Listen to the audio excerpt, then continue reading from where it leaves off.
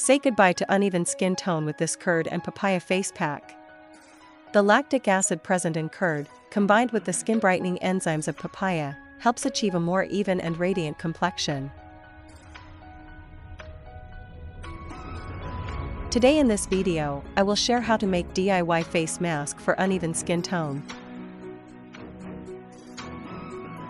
Mix 1 teaspoon of curd. It's proven that the regular application of curd on the face may enhance overall skin health. 1 teaspoon of papaya pulp. It can gently remove dead skin cells.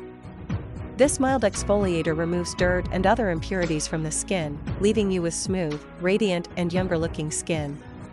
The healing enzymes in papaya make it an excellent fruit for soothing irritated skin. Half teaspoon of milk powder. It is rich in lactic acid, which naturally cleans and brightens skin. Make a paste by mixing both the ingredients well. Then, gently massage the face and neck with the prepared face pack.